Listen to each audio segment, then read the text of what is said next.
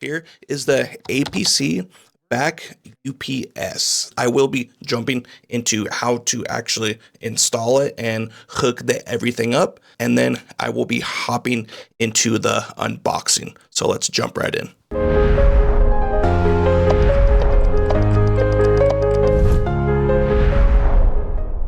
All right, you guys, here is step one on how you actually set this up. So it says on here, remove the stop, connect the battery. Cool, so let's take that off. Step number 2.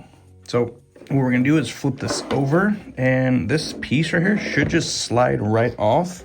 Let's see what we got here. Come over here. It's saying it should slide off. Cool, because there is a battery inside here and it is disconnected. And then it's saying connect the battery cable securely to the terminal. So this comes out somehow.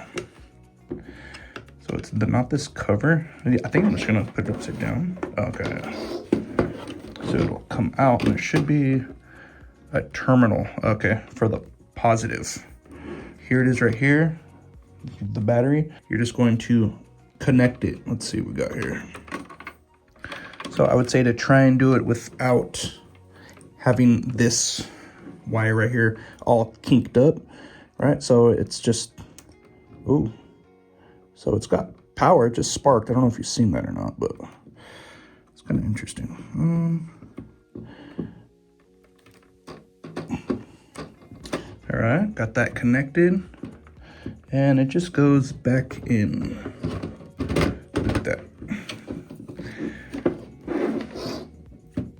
So we are connected, and then it says to come over the top,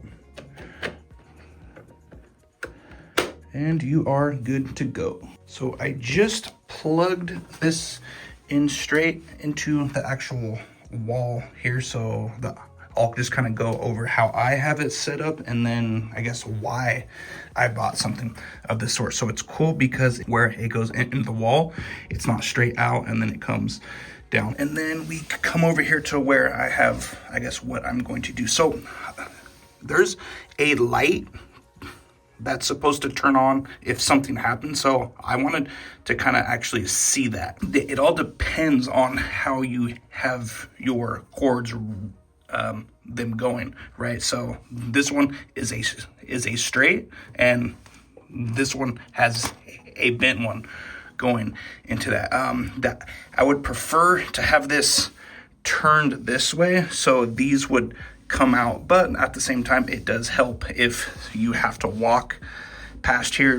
You won't get hooked on if this was going this way. So far, you guys, all I did was hook it into power, and then I pressed that green button right there and it turned on. I mainly got that because in some cases our power will go out, right? And then if you have all of this on and then, you know, all of a sudden it just shuts off. If you have something open, you're doing something and it's not saved, it's just going to turn off.